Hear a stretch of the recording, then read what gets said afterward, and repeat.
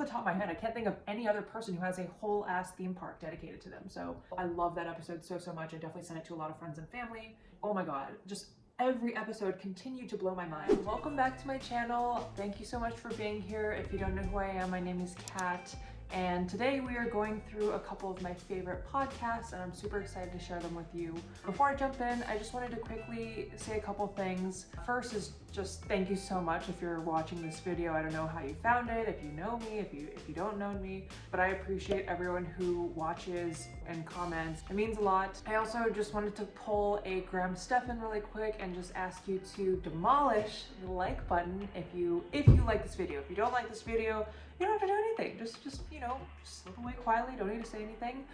Also, if you haven't already seen my book recommendations video, I will have that linked up in the cards. And there's a good mix of fiction, nonfiction, a lot of self-help books. I also have a blog post up on my website about my favorite personal finance resources. And there's a couple of podcasts on there as well. So I'll have that link down below if you want to check it out. But yeah, let's get into it. The first one is called Dolly Parton's America, and it's pretty interesting. It's a 9-part podcast series about Dolly Parton.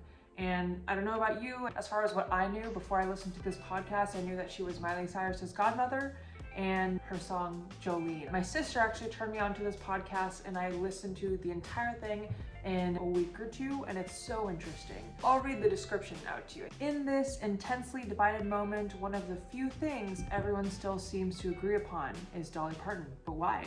That simple question leads to a deeply personal, historical, and musical rethinking of one of America's great icons. Join us for a 9-part journey into the Dollyverse.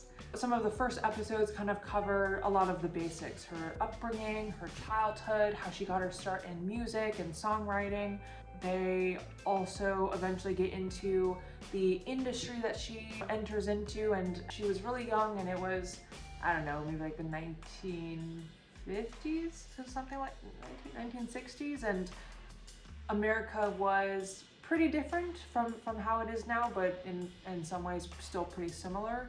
It also covers Dollywood, which is her own theme park that she has. Off the top of my head, I can't think of any other person who has a whole ass theme park dedicated to them. It also includes interviews with Dolly herself, candid questions about her political views, her lifestyle. There's so much gold in this podcast series. One of the people behind the podcast, his name is Jod Abumrad. His father actually knows Dolly personally, so that adds a really unique spin on his perspective and his storytelling abilities. It's deeply contextual, super reflective, investigative, so much that I think the average person probably doesn't know about Dolly. A couple of fun facts about Dolly that I pulled off the internet. So she was born in a tiny 1-bedroom cabin in Tennessee.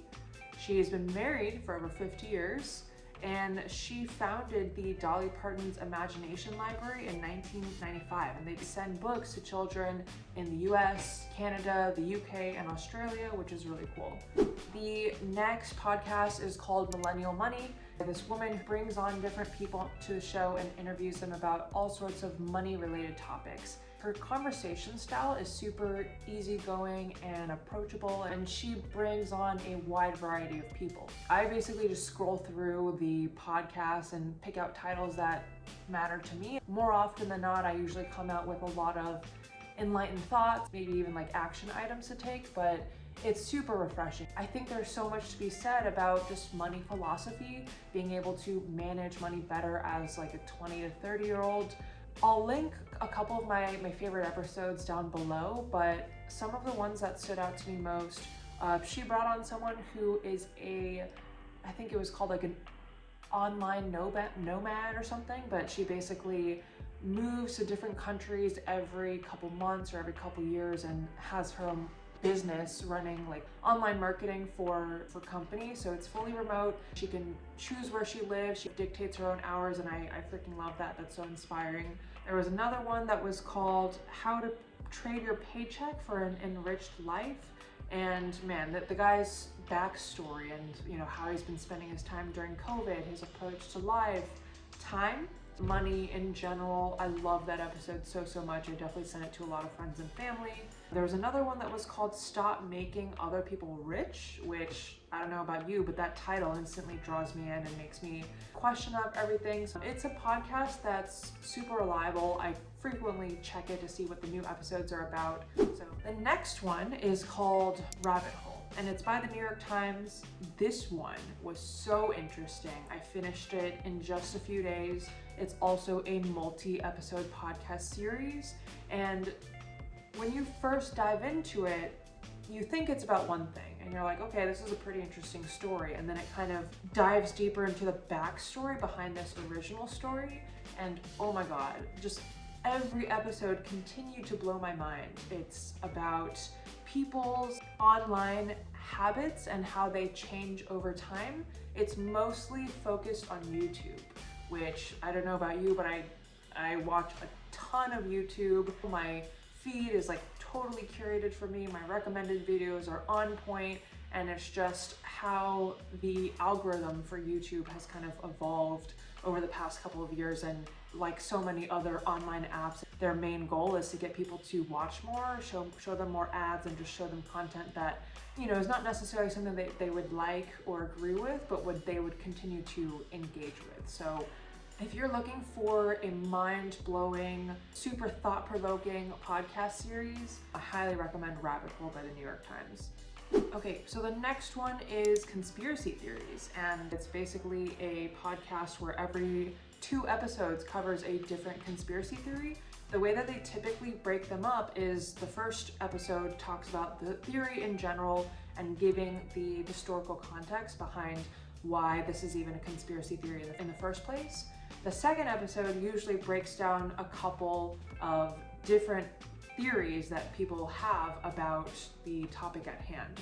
So the hosts rate each of the theories in their opinion in terms of super realistic versus really far-fetched, and some of them are so interesting. They touch on a lot of the really big ones like the Illuminati, the Denver airport, Amelia Earhart, MK Ultra. There's also some really interesting ones about like Princess Diana's death. I've binged so many of those episodes, like the Coca-Cola, like New Coke phenomenon. There's so many random things that I've heard of but didn't realize were conspiracy theories. So if you're looking for a story to get sucked into, or if you need like something to kind of distract you on like a road trip or a long drive, I wouldn't be surprised if at least a portion of these conspiracy theories were true. Next one is called WorkLife by Adam Grant, and you know, I've been working for about 3 years now. It's crazy how fast the time has gone, but just being in a office setting, in a company, in an organization, there's inevitably a lot of stress and unfamiliar circumstances that I find myself in and just not sure how to navigate. So I really appreciate this podcast because it breaks down all of these different questions and issues and situations that most workers in a company find themselves in. So some of my favorite episodes cover things like following a career path, handling burnout, how to interact with coworkers that maybe you don't get along with super well, all sorts of really relevant topics that, at least to me, it's super helpful to listen to. The last one, if I had to pick one that I consistently come back to all the time, it's called Optimal Living Daily, and it's just the best. Basically, this guy, his name's Justin Malik, and he narrates blog posts and other pieces of content from online on his podcast every day. And each episode is usually less than 10 minutes, and it focuses on minimalism, self-improvement, personal development, and there's so much gold. I'm the type of person where I have like a pretty strong growth mindset, or I'm looking to improve. So it's about like mindset hacks, managing stress, finding creativity, motivation. The reason I discovered this podcast is actually through, I think, Jen In, who found it through Amy Lee on YouTube. And she actually narrated it an episode a couple years ago. So that's how I initially got into it. At least once a week, I kind of pull up the podcast, scroll through some of the recent titles, and pick those that appeal to me. If you are looking for thought-provoking prompts or something to get you thinking. This could be a really easy and approachable way to get your thoughts going.